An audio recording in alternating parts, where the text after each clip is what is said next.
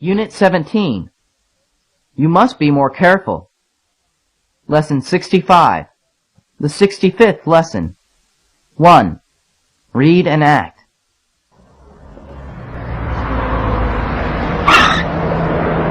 You must be more careful.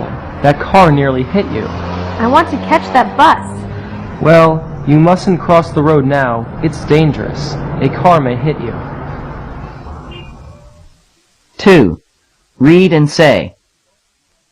If you want to cross a street, you must wait for the green light.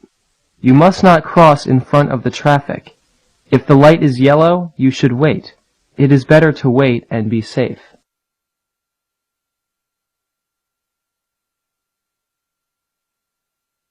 Unit 17. You must be more careful. Lesson 66. The 66th lesson. 2. Read. The queue jumper. This is a doctor's waiting room in a hospital. The people are waiting for the doctor to come. It was a spring morning in the city of Manchester in England.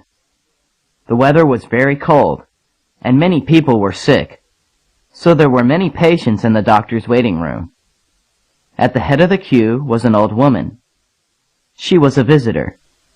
She didn't live in Manchester. She lived in the country. She was in the city to visit her daughter. She wanted to see the doctor because her knees hurt badly.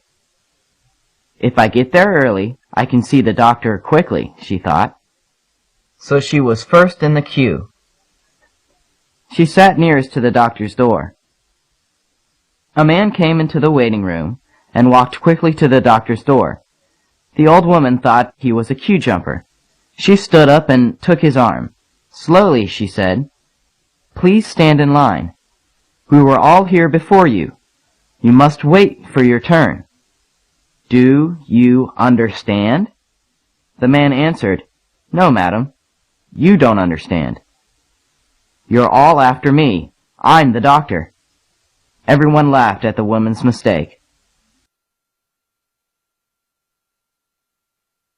Unit 17. You must be more careful. Lesson 67. The 67th lesson. 1. Read and act. Kate, it's late. Why are you still in bed? You must get up and get ready for school. If you don't go soon, you'll be late. Mom, I don't feel very well. Oh dear, what's wrong? I don't know. My head hurts. Really? If you are ill, you'll have to see the doctor. Can I have some breakfast first? No, you mustn't eat anything until you see the doctor.